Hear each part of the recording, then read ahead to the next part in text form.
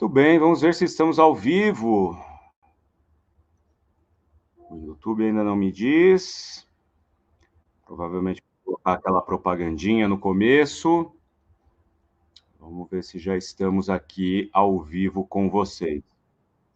Estamos sim, estamos ao vivo. Muito boa tarde, meus caros e minhas caras. Como vão vocês?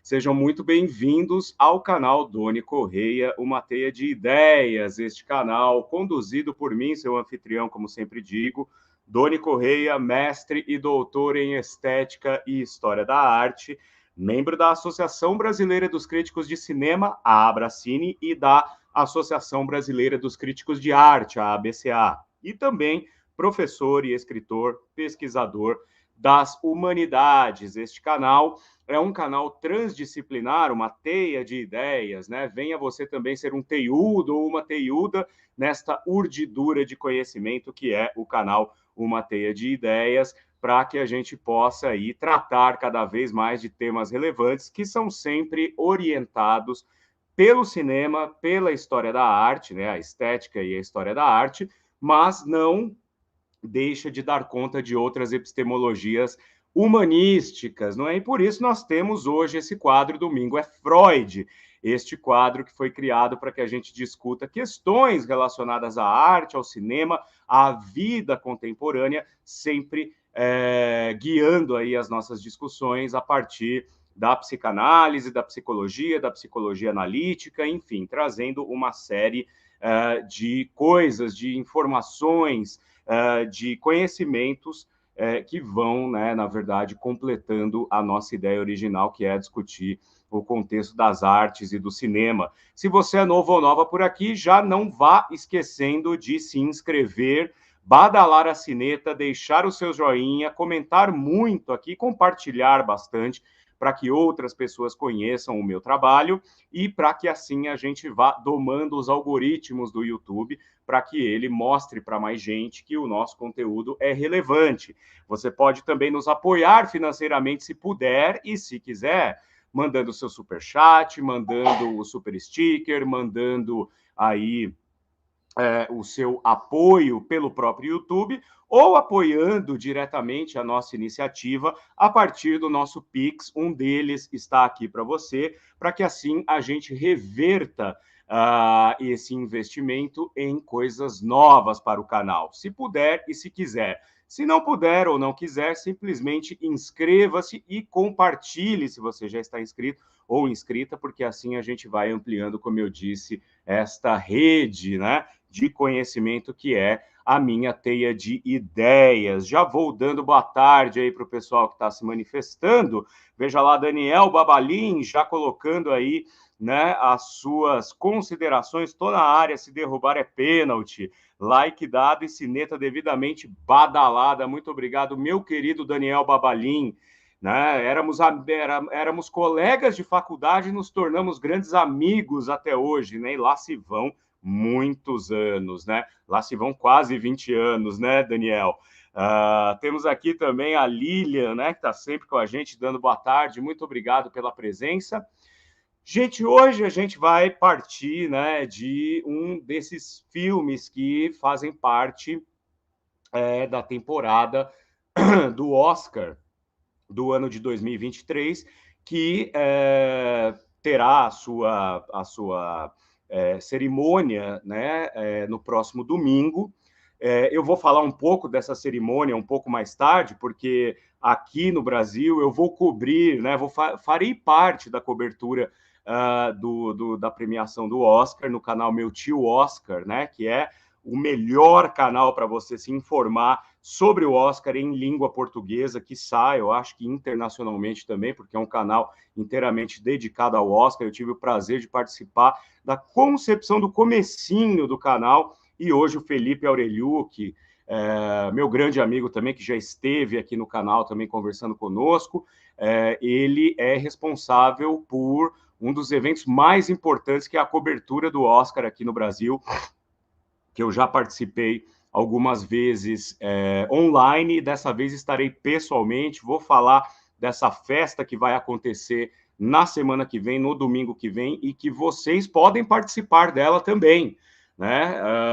Vocês podem estar lá no local onde vai acontecer essa cobertura para se divertirem também junto com a gente, mas eu vou falar um pouco mais adiante.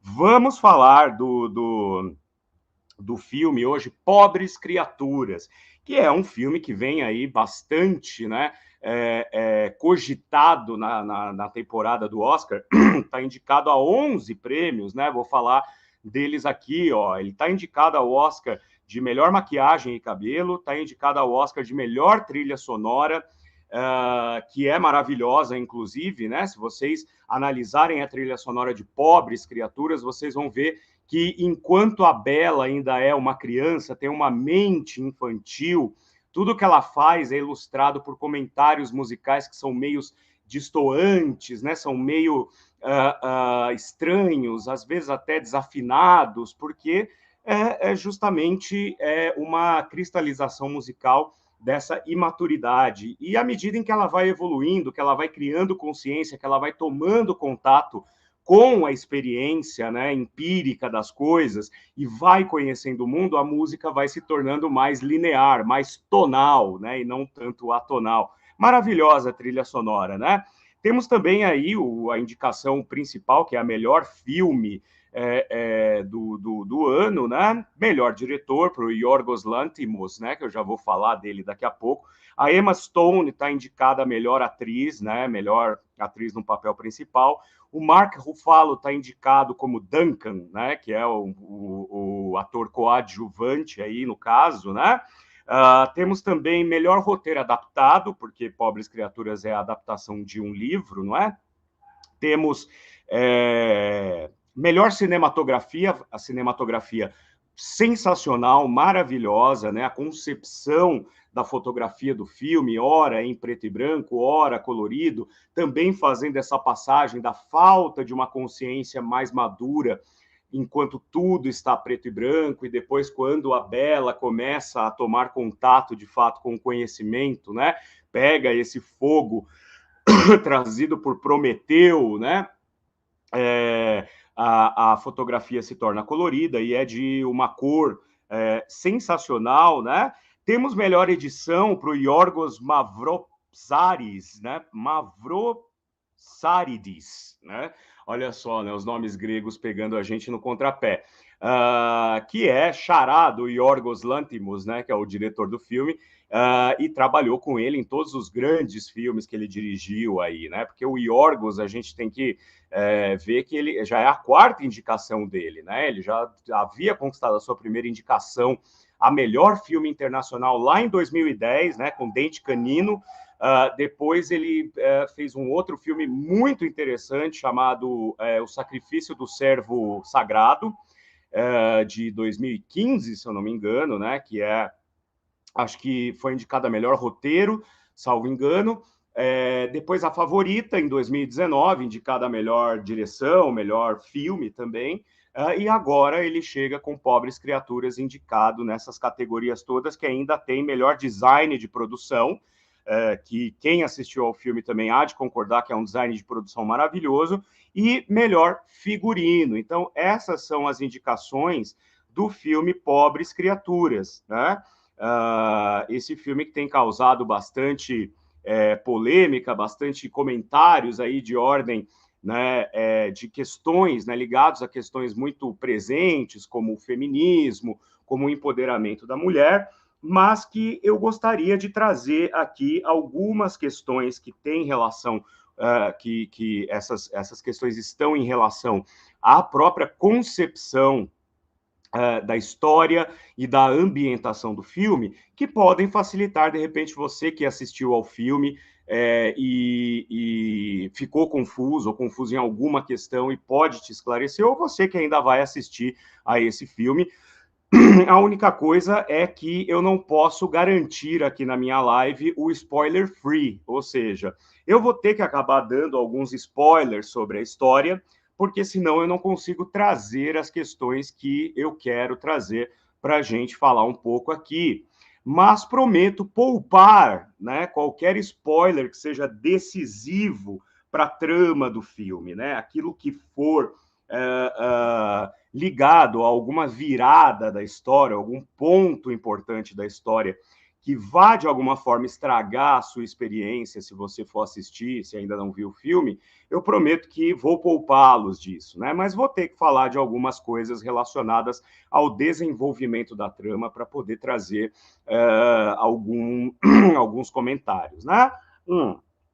Antes da gente continuar aqui, eu já tenho mais um comentário do nosso querido Baba aqui, nosso querido Daniel Babalim. Hoje o tema promete, por fim, filmaço, Yorgos Lanthimos, craque da bola cinematográfica. Certamente, né?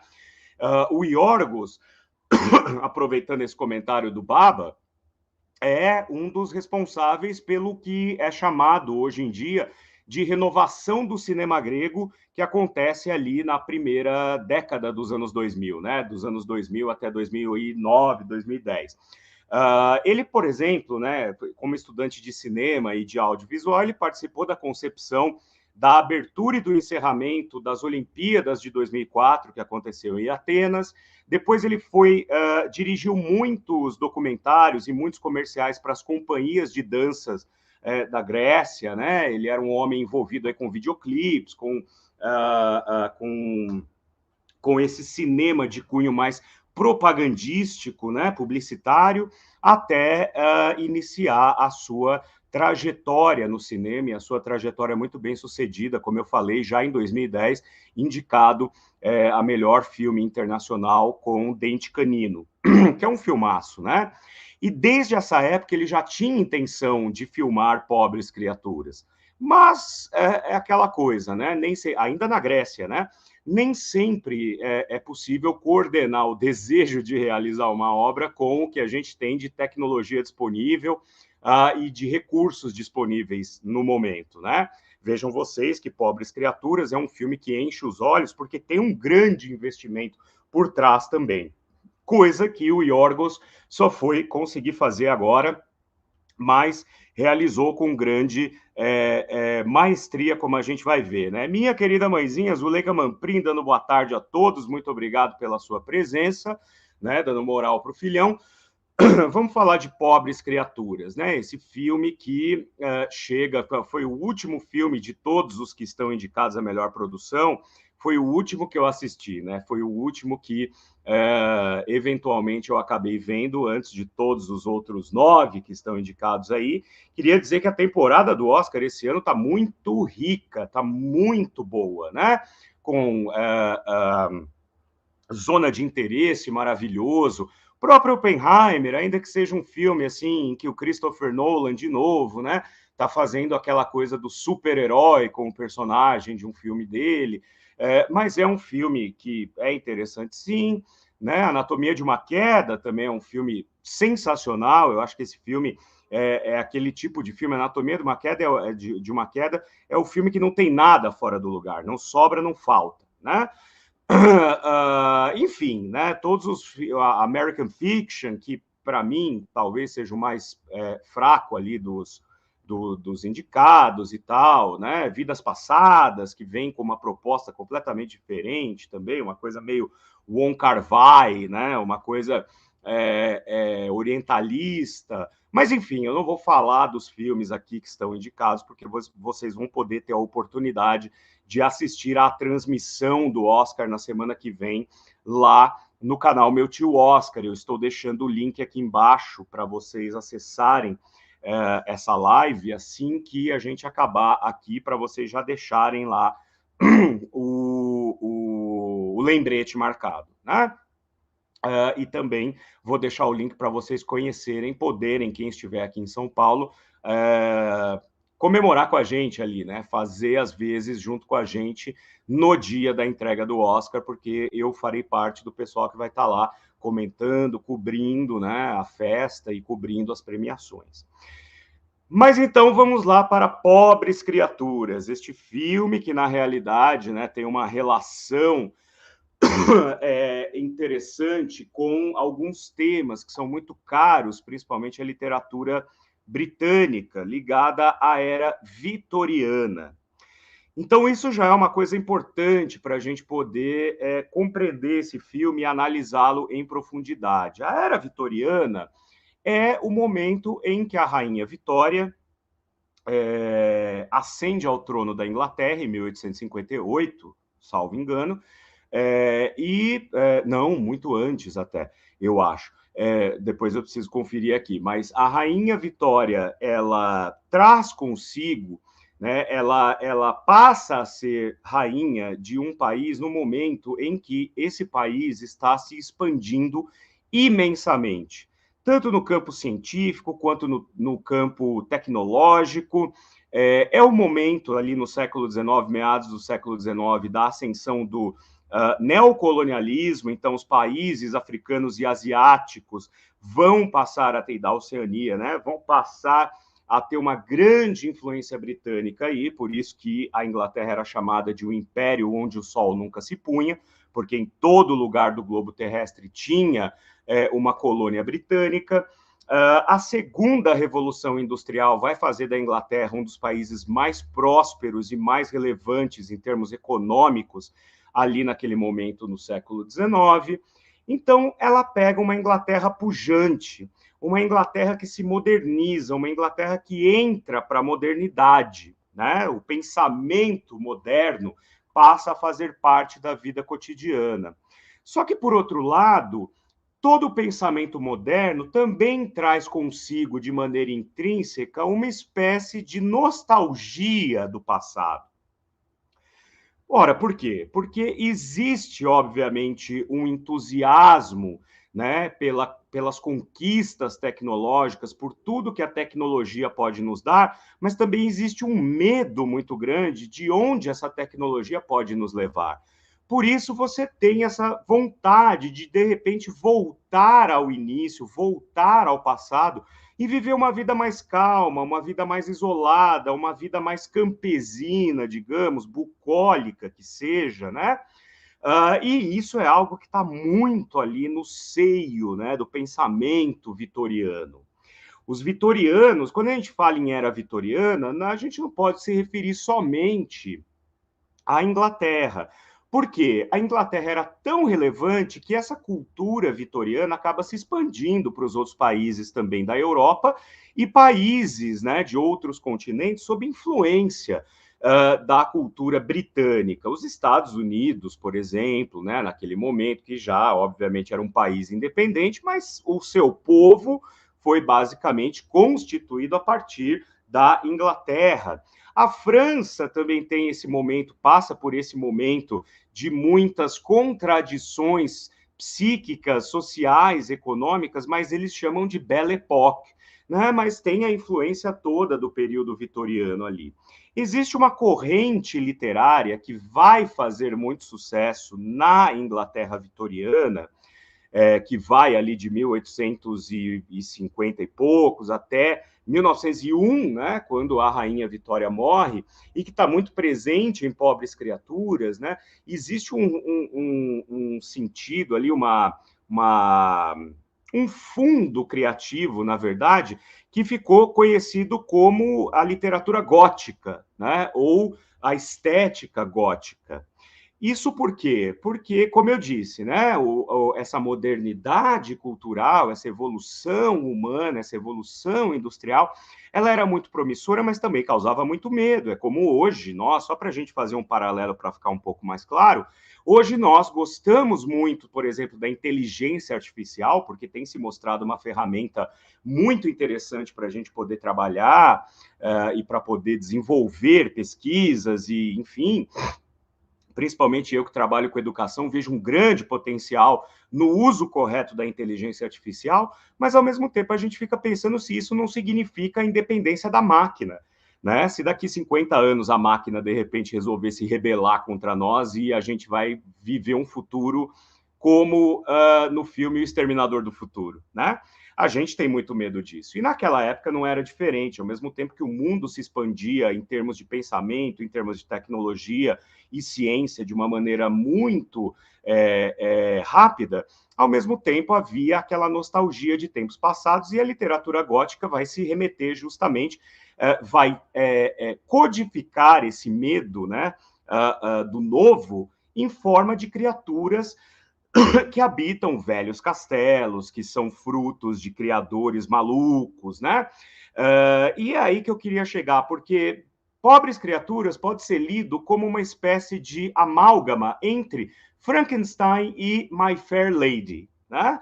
Frankenstein, né, que é o grande clássico da literatura, escrito por Mary Shelley em 1818, e que é a tradução desse estado de coisas e dessa mente nova, né, do homem novo, do homem da modernidade, por meio da sensação de que o homem agora havia se tornado uma espécie de Deus. Com a ciência, com a tecnologia, com a sabedoria, o homem poderia brincar de ser Deus. E como a gente sabe, na história de Frankenstein, o Victor Frankenstein, né, ele cria, né, um monstro, né, ele dá vida a uma criatura que depois vai ser responsável pela própria degradação e a destruição dele mesmo. Né? Então você tem assim esse ímpeto da criação, esse ímpeto de criar algo, e ao mesmo tempo você tem o rebote disso, que é a criatura se rebelando contra o criador. My Fair Lady, né, é um romance, né, escrito, né, uma história escrita pelo escritor e dramaturgo irlandês George Bernard Shaw, que foi adaptado para o cinema, foi adaptado até pelo Roberto Gomes Bolanhos para um episódio do Chapolin, que é justamente uma história chamada Pigmalião, né, em que acontece também ali na Inglaterra vitoriana, né, caminhando para o final do século XIX, e um doutor, um professor, né, uma pessoa de respeito, conhece ali uma mendiga, né, uma moça que vende flores na rua, que tem um linguajar vulgar, que tem modos vulgares, segundo ele e tal, e ele se coloca um desafio que é transformá-la numa dama num determinado período de tempo ali, no intervalo de tempo. E o mais interessante é que ele vai conseguindo transformá-la numa dama, só que à medida em que ela vai se transformando numa dama, ele vai se transformando numa pessoa de hábitos vulgares, de linguajar vulgar, como ele julgava ser aquela pessoa que ele se propôs a transformar numa dama da alta sociedade, né? Tudo isso tem a ver, gente, com uma corrente filosófica. Estou vendo que vocês estão se manifestando aí, daqui a pouquinho eu coloco os comentários de vocês. Tudo isso tem a ver com uma corrente filosófica que é importantíssimo que a gente conheça para compreender Pobres Criaturas.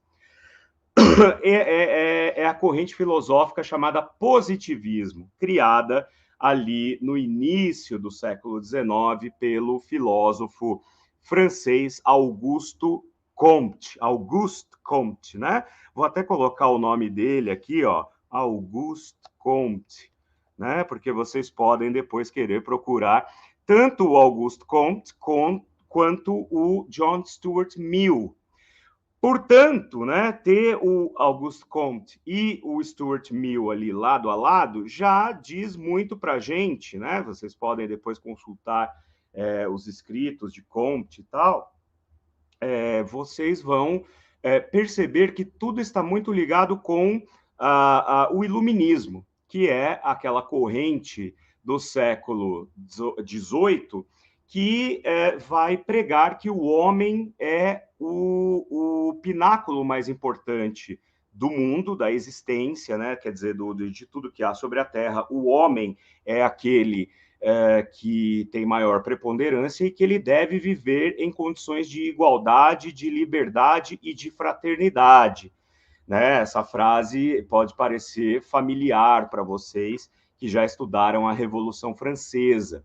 Então, existe esse protagonismo do homem naquele momento, e o Auguste Comte vai dizer que Na vida, na sociedade, o mais importante é a gente pensar na ciência. A ciência deve ser aquilo que guia nossas vidas, a precisão do método científico. A verificação, primeiro empírica e depois testada pelos métodos científicos, devem guiar aquilo que nós consideramos verdadeiro ou falso na nossa vida, alijando completamente a religião e a metafísica, porque o Auguste Comte vai dizer que a evolução do pensamento humano passa por 3 etapas. A primeira delas sendo de fundo religioso, em que as perguntas como de onde vim e para onde vou, né, são guiadas ou são respondidas por uma relação com entidades sobrenaturais, um Deus, um santo, um diabo. A segunda etapa seria uma era metafísica do ser, em que ainda permanecem as perguntas de onde vim e para onde vou, só que agora muito mais em relação a coisas menos abstratas que forças espirituais, né?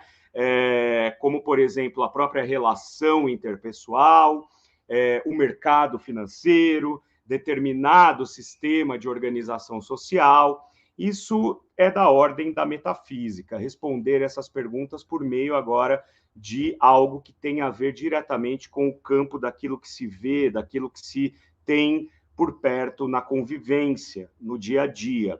E o último estágio mais avançado seria a era positiva do homem, em que somente a ciência pura e árida responderia a questões, né? Responderia as inquietações que nós temos. Portanto, as perguntas de onde vim, para onde vou, elas são anuladas. Não é mais para saber o porquê de algo, mas como algo é como é. Por isso o empirismo, por isso a observação científica, o teste, né, o experimento. O positivismo foi extremamente importante para a evolução de epistemologias novas, como, por exemplo, a sociologia, né, a antropologia, a própria psicologia, mais adiante, a própria psicanálise vai ser fruto de um olhar positivista para o mundo.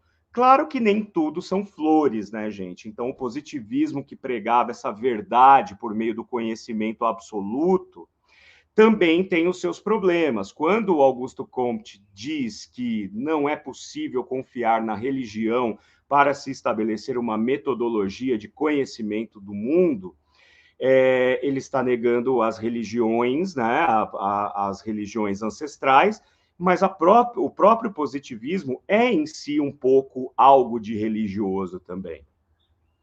Porque o Auguste Comte vai fundar, né, anos depois, lá por 1840, algo do gênero, 1849, para ser mais exato, ele vai fundar a religião humana, né? Ele vai chamar de religião dos humanistas ou religião humana, que é a noção de que o homem é a deidade maior no mundo, ou seja, o homem é perfeito ao ponto de ser um deus de sua própria vida. E tem por dever moral, ético, enfim, a bondade de levar o conhecimento a outros homens que são menos evoluídos. Aí a gente tem um problema muito sério, né? Porque daí o positivismo começa a ser um pouco desvirtuado para se tornar uma coisa determinista, que é muito perigoso, e que vai dar base depois no século XX para ideologias fascistas, nazistas, higienistas, né? Por quê? Porque é claro que se eu sou um europeu, né, e crio uma ideologia em que eu me considero um escolhido pela natureza para ser perfeito e levar essa perfeição aos outros, eu vou olhar diretamente para aqueles povos que eu considero inferiores, como, né, os povos habitantes da África e da Ásia naquele momento. Então, assim, eles são, né, os positivistas ali da Europa do século XIX são os homens perfeitos qualificados para melhorar entre 50 mil aspas, aqueles que eles consideravam aculturados. Por isso você vê, né, a destruição de culturas africanas, povos africanos e asiáticos, empurrando, né, a cultura europeia garganta abaixo. Por que eu estou explicando tudo isso e o que isso tem a ver com pobres criaturas? Ora, meus caros, logo de saída, né, quando o filme começa, a gente é apresentado ao Dr. Godwin, né, Godwin Baxter, que é vivido pelo sensacional William Dafoe. O William Dafoe, ele consegue ser bom em tudo que ele faz. É impressionante como é subestimado esse ator, porque ele consegue interpretar tudo, né? E o Dr. Godwin Baxter, ele tem esse nome Godwin, e o prefixo God, em inglês, significa Deus. Ele é um cientista, que é todo cheio de problemas físicos, inclusive, né? Ele tem cicatrizes no rosto. Quando ele vai comer, né, almoçar ou jantar, ele precisa colocar umas mangueiras de suco gástrico artificial na barriga, porque ele foi fruto de experiências que o pai dele fez com ele, e por isso, na velhice, ele não produz mais suco gástrico, então ele tem que usar de uma maneira artificial. Aliás, nesse filme, só abrindo parênteses, a gente vai ver a recorrência de uma estética meio steampunk, né? O steampunk, eu vou escrever aqui também, é uma estética que eu gosto muito, né? Steampunk, olha aqui, ó, estou colocando porque desculpa, aqui está o Augusto Comte, né? Steampunk é uma estética criada há pouco tempo, não é há muito tempo não, mas assim, sei lá, de 30, 40 anos para cá, que olha para, que idealiza um século XIX futurista. Né? Isso tem muito no filme, principalmente quando Bela vai para Lisboa, né? E a gente vê carros voadores, ou quando ela vai para Alexandria, que a gente vê teleféricos super tecnológicos que ligam um navio onde ela está, à cidade e tal, mas são tecnologias com aspecto visual do século XIX. Então é como se fosse um futuro a partir daquele design visual do século XIX. Esse é o steampunk. Então, o professor Godwin Baxter, ele faz uso disso, dessa tecnologia dentro da casa dele para sobreviver. E ele é um professor que a gente vê logo de cara, né, um anatomista, que a gente vê logo de cara, que é uma pessoa obcecada por montar seres, né? Na casa dele a gente tem um corpo de cachorro com uma cabeça de ganso que fica latindo, né? Quando o ganso abre o bico.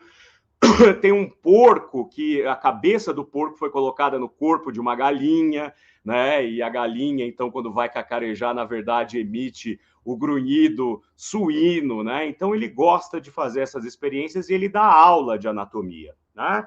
Mas é um homem que parece muito preocupado com, de fato, a evolução das coisas. Ele é um misto de empirista e um cientificista cerebral. A Bela vai dizer muito isso mais adiante no filme, né? Como o empirismo às vezes pode ser perigoso, mas ela prefere exercer esse empirismo, principalmente quando ela já está num grau um pouco mais avançado de maturidade, né? Tanto mental quanto sexual, que acho que é a grande questão desse filme, né? Então, e a gente, quando conhece este homem, né, Godwin Baxter, nós conhecemos também aquilo que é meio que uma criação dele, que é a Bella Baxter, vivida pela Emma Stone, indicada ao Oscar, maravilhosa no papel. E ela é uma moça que a gente percebe, num primeiro momento, né, dá a entender que ela tem algum tipo de retraso de ordem psicológica, psíquica, né? Ela tem problemas de infantilismo, né, mental. E a gente fica um pouco meio sem saber ali. Ela anda de uma maneira toda torta, ela não consegue falar direito, ela emite balbucios, ela não consegue se comunicar, mas ela é, né, ali o alvo de grande afeto do Godwin Baxter, né? Ele ama essa menina e a quer muito bem. Até que ele traz para trabalhar com ele ali, para fazer observações e anotações, ou seja, olha lá, tá vendo? Tá fazendo um experimento com a Bella, anotações sobre o que a moça faz no dia a dia, um jovem chamado Max, né? Que depois vai se apaixonar pela Bella, vai pedi-la em casamento e tal. E o Max, a incumbência dele é ficar ali anotando tudo que a Bella faz durante o dia, quantas palavras novas ela aprendeu,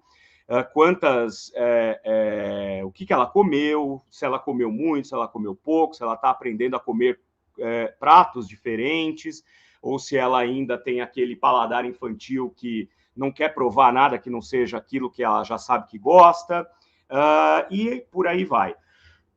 Ao longo da evolução aí da Bella, a gente vai percebendo que ela vai, de alguma forma, se tornando mais consciente sobre si mesma e sobre o mundo em torno dela. Tanto é que o Max chega uma hora que a pede em casamento, a Bella descobre o prazer, o orgasmo, sozinha, usando ali no momento em que ela está jantando, usando frutas e vegetais. Eu não sei como deixar essa live family friendly, gente, me desculpe, mas é como o filme representa, né?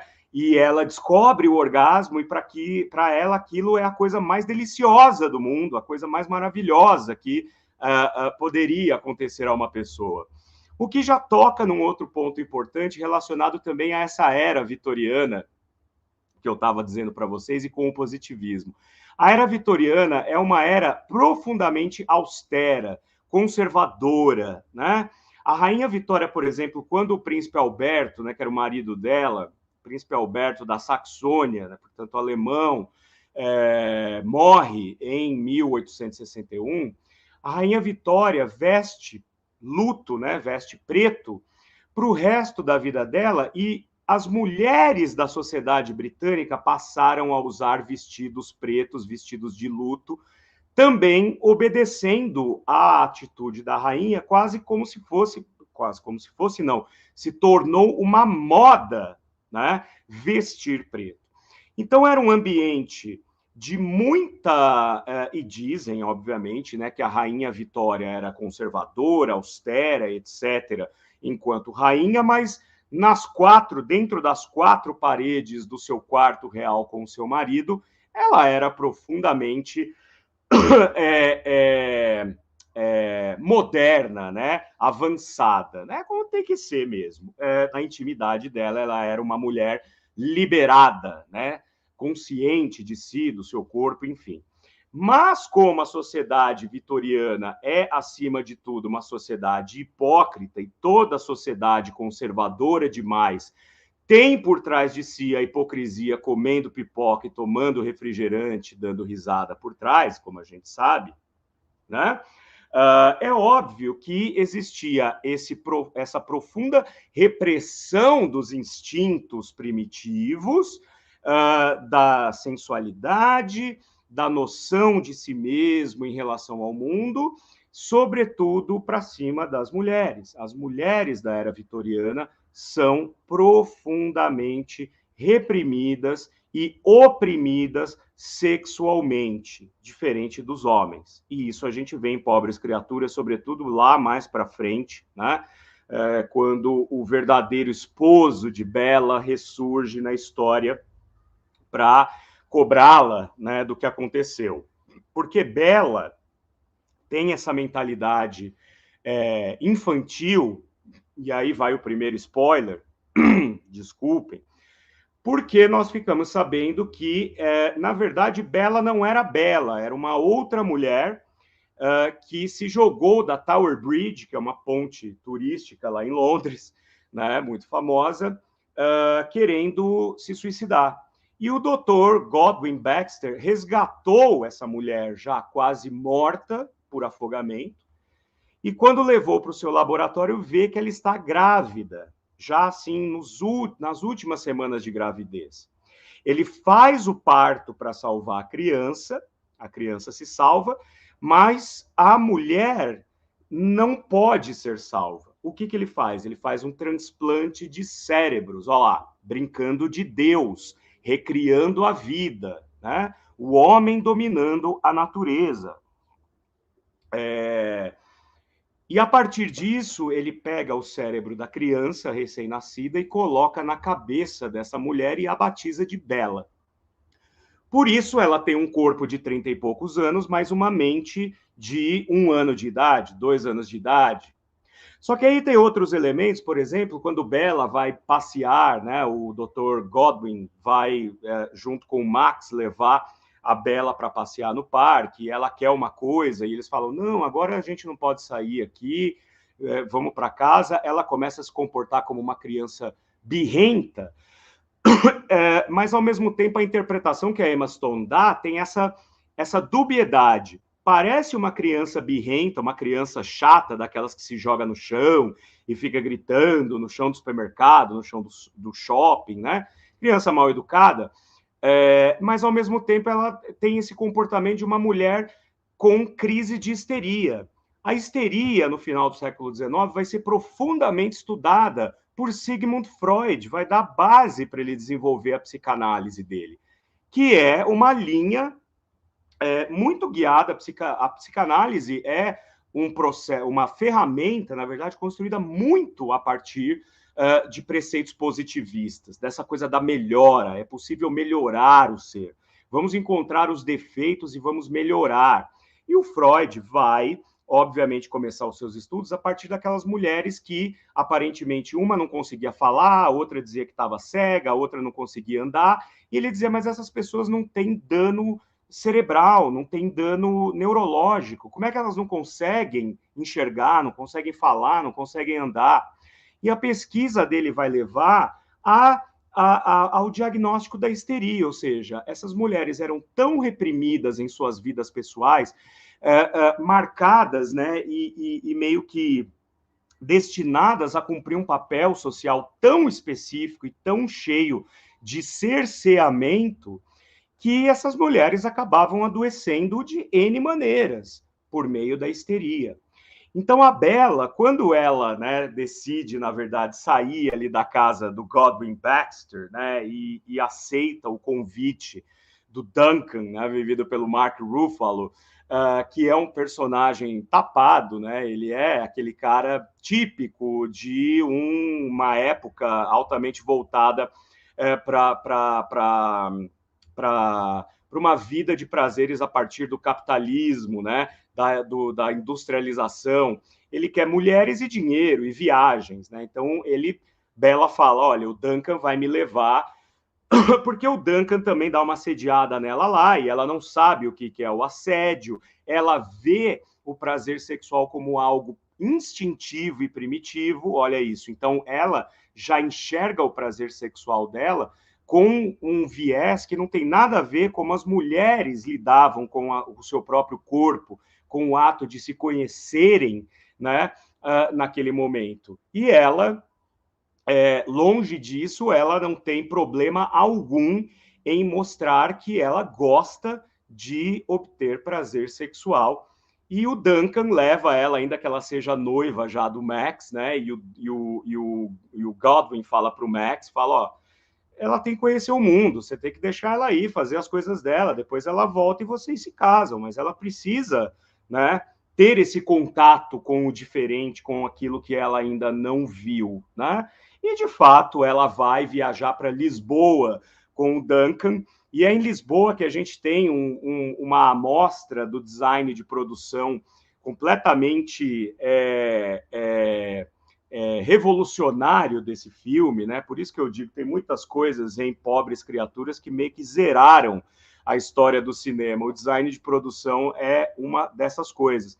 A gente tinha aquela vida preto e branco, aquela vida, né? A todo momento a gente tem uma câmera que parece uma câmera escondida, né? Parece que a gente está observando pelo buraco da fechadura. Isso tem a ver com com esses paradoxos da era vitoriana, que é a perversão versus a reprimenda, né? Aquilo que é reprimido, mas ao mesmo tempo se torna uma perversão. Parece que a gente está participando dessa história, vendo pelo buraco da fechadura.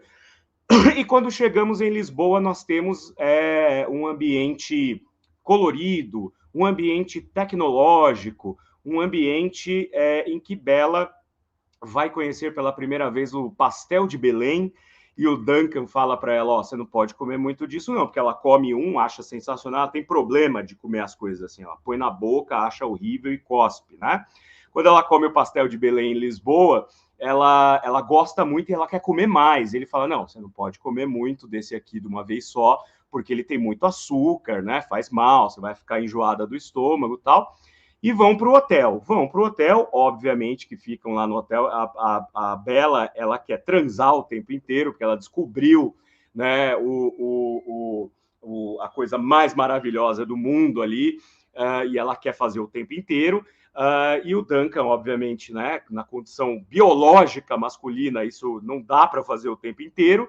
Ele dorme e ela sai a caminhar sozinha por Lisboa. E essa cena é maravilhosa, porque pela primeira vez ela está sozinha num ambiente hostil, ou seja, no meio da sociedade, sem ninguém para explicar para ela o que é o que. Então ela vai também, de alguma forma, exercer esse empirismo diante dessa vida que está se abrindo diante dela, né? Essa vida que está se desabrochando diante dela.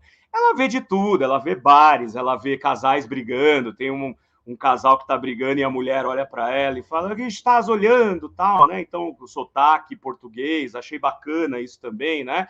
Que eles foram bastante fidedignos a essa questão do português de Portugal, porque a gente já viu filmes em que, né, o Brasil é representado como uma grande selva, o português é uma língua que ninguém entende, falado com sotaques esquisitíssimos e tal, mas Pobres Criaturas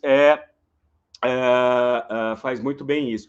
E quando ela volta e come um monte de pastel de Belém, né? Ela para numa barraquinha lá e come, sei lá, vários pastéis de Belém, depois ela vomita tudo. Óbvio, né? Quer dizer, o organismo não está acostumado a esse tipo de iguaria. E ela volta para o hotel para reencontrar o Duncan, que está lá esperando ela, super, né? Preocupado, mas ao mesmo tempo nem tanto, né? Porque ele não tem assim, ele quer fazer-se transparecer que é um homem, um cavalheiro, né, que quer o melhor dela, mas na verdade ele quer curtir a Bella e a viagem. Ele vai se apaixonar por ela, mas não é uma paixão legítima, é uma paixão de posse, é uma paixão patriarcal, uma paixão muito típica da Europa daquele momento e ainda verificável na nossa sociedade até hoje. Mas quando Bella volta, ela já volta diferente, porque ela teve contato com coisas que ela não sabia que existiam e que fizeram com que ela desenvolvesse, ao mesmo tempo, uma curiosidade e um senso crítico, né? O que vai ser muito importante para a evolução da personagem a partir de agora, porque o Duncan meio que sequestra ela, né? Ele vê que ela está desenvolvendo vontades próprias e olhares próprios para o mundo, e não gosta disso, óbvio, né? Porque daí ele pode perder o protagonismo dele enquanto uma pessoa que está, né, tentando extrair dela os prazeres que ele deseja, ao mesmo tempo que pensa ajudá-la a descobrir os prazeres que ela pode ter da vida também. Então ele meio que sequestra ela, coloca ela dentro de uma mala e leva ela de barco, né, de cruzeiro, para a Grécia, né, vai levando ela para a Grécia, e no navio é que ela se torna mais hostil em relação a esse controle que o Duncan quer colocar sobre ela, principalmente quando ela conhece uma senhorinha lá, que eu esqueci o nome da personagem agora, e o acompanhante dela, que nunca fica claro se é um amante, se é, sei lá, né, alguém que ela adotou, que é o Harry, que tudo indica que é um norte-americano, pelo sotaque dele, e ele é um homem preto, que é extremamente culto e que é nihilista, né? Veja aí de novo, remetendo ao positivismo. Vamos levar o conhecimento àqueles que não têm. Então, o Harry poderia ser ali uma espécie de afrodescendente que foi consumido pela visão cientificista daquele período, porque ele é uma pessoa pragmática. Existe um momento ali quando eles chegam em Alexandria, né, que a fotografia é linda também, né, aquela fotografia amarelada, quente, né, a gente só de assistir já começa a sentir o calor de Alexandria no Egito, e quando a gente vê também de novo, né, os teleféricos em estilo meio futurista, meio retrô, o Harry mostra para Bella uma porção de pessoas muito pobres, né, desnutridas, agonizantes, no meio das ruas da cidade. E ela fica apavorada. Como que essas pessoas podem viver dessa maneira? Não é justo, tal. Eu quero ir lá embaixo, eu quero ver de perto. De novo, a investigação científica, né? A sociologia é, como eu disse, uma epistemologia que surge a partir do positivismo. Durkheim, né? Que é o pai considerado, Emile Durkheim, considerado pai da sociologia, que vai, né, trazer para a gente muitos dos conceitos sociológicos que até hoje são utilizados. Então, ela quer ir lá e tomar contato com essa gente que é diferente dela. Ela quer saber o que essas pessoas têm, quais as diferenças que existem ali, por que elas sofrem quando ela, Bella, está num navio passeando com gente de bom gosto, com gente rica. E o Harry diz para ela, olha, não vamos lá embaixo, porque provavelmente eles vão matar a gente, vão violentar a gente, vão destroçar a gente. Que, aliás, é algo que nós faríamos com eles se eles viessem aqui em cima, nessa torre da onde a gente está vendo essa rua. Então, ele é bastante pragmático neste assunto. Ele quer, de fato, mostrar a verdade nua e crua de um mundo que a Bella não conhece e quer que ela aprenda a famosa educação pela pedra, né? Ela tem que aprender da pior maneira possível. Bom, lá pelas tantas, o relacionamento dela com o Duncan já deu errado mesmo. Ela toma consciência de que ela está se prestando a um papel ridículo ao lado dele, que ele é uma pessoa ridícula. Ela, inclusive, ele ganha um dinheiro lá numa jogatina dentro do cruzeiro, né? E fica bêbado e dorme com aquele monte de dinheiro em cima dele. Ela vai lá, pega todo o dinheiro, porque ela quer dar para aquelas pessoas pobres, acaba dando para 2 marinheiros levarem para aquelas pessoas pobres. Os 2 marinheiros, na verdade, estão dando golpe nela. Não, deixa o dinheiro com a gente que a gente leva lá para eles. O Duncan e ela estão absolutamente sem dinheiro nenhum, acabam voltando a Paris, estão ali quase que morando na rua, mas ela tinha uma reserva de dinheiro guardada dentro da sua capa, porque o Godwin Baxter tinha dado a ela, tinha costurado dentro da capa uma quantia em dinheiro, dizendo assim, ó, isso aqui é para uma emergência. Mas ela é roubada pelo Duncan, que fica possesso, acha que, na verdade, aquele dinheiro tem que ficar com ele, porque ela fez com que ele perdesse todo o dinheiro que ele ganhou, né? Uma pessoa mesquinha e tal. Quando ela vai tentar conseguir um quarto de hotel para dormir e acaba entrando num lupanar, num prostíbulo, né? Numa casa de prostituição parisiense do século XIX. E faz amizade com a cafetina e descobre com a cafetina que ela pode fazer dinheiro com aquele prazer que ela gosta tanto de sentir, que é o orgasmo. Então, a cafetina fala para ela, fala, eu cobro 10 francos pelo quarto, você cobra 30 do cliente, a diferença é sua. Ela se torna uma meretriz, veja só, sem problema algum. Ela fala, pô, eu gosto tanto desse prazer físico, sexual que eu sinto, e com isso eu ainda posso ganhar dinheiro? Beleza, meu, vambora. E como ela é uma pessoa extremamente ligada a esse instinto primitivo, né, porque ela ainda não tem a maturidade adulta, né? Lembrem-se, o cérebro dela, na verdade, é o cérebro da filha dela, né, que estava, né, no útero dela para nascer quando ela foi resgatada na tentativa de suicídio. Ela, então, vai construir ali um pouco de posses, né, materiais por meio da prostituição, vai conhecer mais sobre a própria vida, né, sobre como são as relações interpessoais. Ela chega, inclusive, a entrar num grupo de marxistas junto com a outra meretriz amiga dela, né, que fica muito amiga dela e tal, nessa casa, né, nesse lupanar que ela habita. De maneira que ela vai acabar voltando para a Inglaterra decidida a estudar medicina, depois que ela consegue se estabilizar ali em Paris. Sempre com o chato do Duncan atrás dela, obcecado, dizendo que quer casar com ela, mas na verdade ele não quer casar com ela. Ele quer somente ter a posse dessa criança, veja como é doentio isso, dessa criança que ele conheceu lá no começo do filme, e que, na verdade, agora se tornou uma mulher dona de si, uma mulher consciente do mundo em torno dela, e que tem vontade própria, que já falou para ele, você se tornou uma pessoa extremamente enfadonha para mim, Duncan. Por quê? Porque ela aprendeu com o empirismo dela o que é a vida, né? Ela se tornou uma leitora, ela se tornou uma intelectual.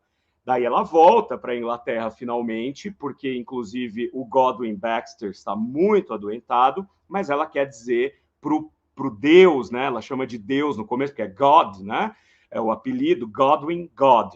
Ela vai dizer que ela quer se tornar uma médica e que ela quer seguir aquilo que o Godwin ensinou para ela, que é o que de fato vai acontecer. E aí tem uma grande reviravolta que vai levar para o fim do filme, que aí eu já não vou contar aqui, né, para não estragar muito, porque eu já trouxe muitos spoilers, mas eu achei importante mencionar esses trechos do filme, porque sem a gente conhecer o positivismo, né, o momento positivista, sem a gente conhecer a teoria psicanalítica, né, das mulheres histéricas de Freud, se a gente não conhecer o impressionismo, a pintura impressionista, que dá o tom estético do filme o tempo inteiro, né? Se vocês olharem a parte, principalmente o momento em que o filme se torna um filme colorido, a gente vai ver que os personagens têm sempre um fundo desfocado, que parece uma pintura impressionista,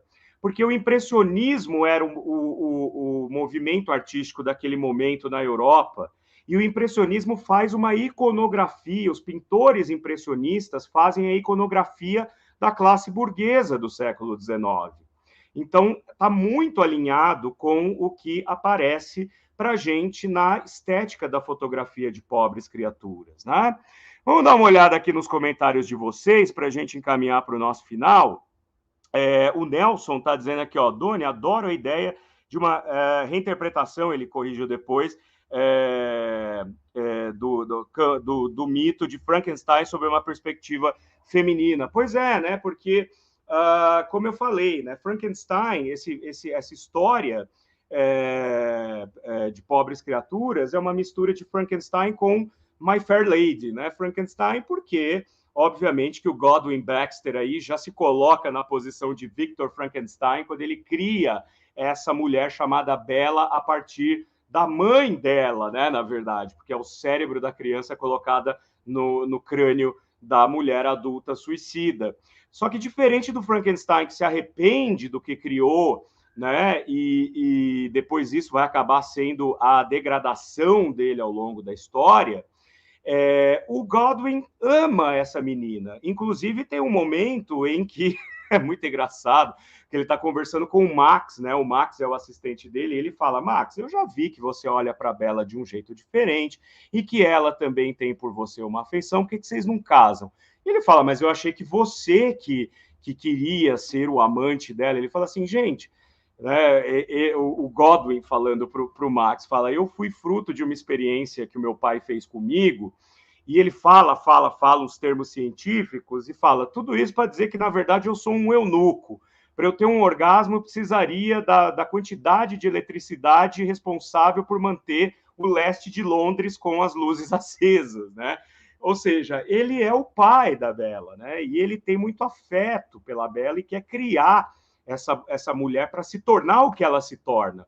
Tanto que, enquanto ela está fora na viagem dela pela Europa, ele até pega uma outra menina e tenta transformar em alguém parecido com a Bella, mas a menina não responde, ela não evolui, né, no método ali, né? Ou seja, do ponto de vista empírico-cientificista, não foi possível repetir a mesma experiência, né, 2 vezes. Nós temos a Nive aqui dizendo, boa tarde, me atrasei, não tem problema, está gravado, vocês podem olhar aqui e podem compartilhar, inclusive, pode voltar e ver do começo, depois voltarei ao início, exatamente.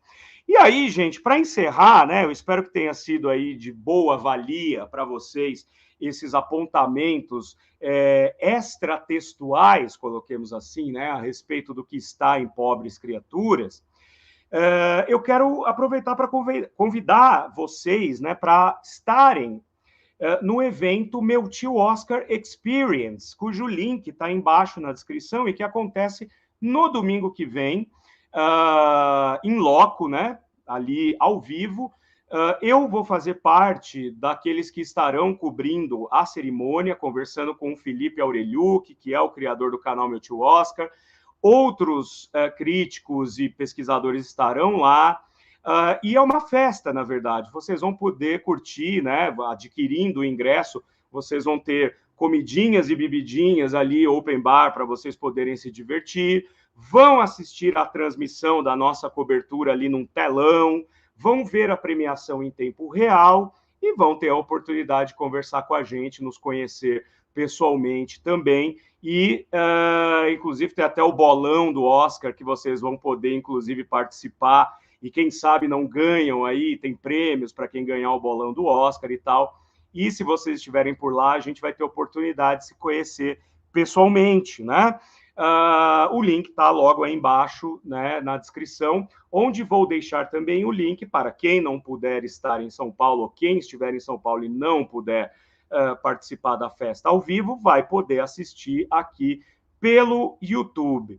Tá bom, gente? Eu quero agradecer também a TV 247 pela retransmissão das minhas lives aqui do Domingo é Freud. Dizer para você que se você está vendo este vídeo na TV 247, não deixe de vir aqui para o canal Uma Teia de Ideias. Torne-se um teiudo, torne-se uma teiuda, porque é gratuito. Mas se você eventualmente quiser nos apoiar com pecúlio, você pode mandar o seu superchat, o super sticker, o valeu demais, ou um Pix diretamente para os nossos fundos aqui do canal, porque serão muito bem utilizados para melhorarmos aqui a qualidade do nosso trabalho e a periodicidade também. Agradeço muito a atenção de vocês e quero desejar-lhes uma excelente semana. Beijos e até mais.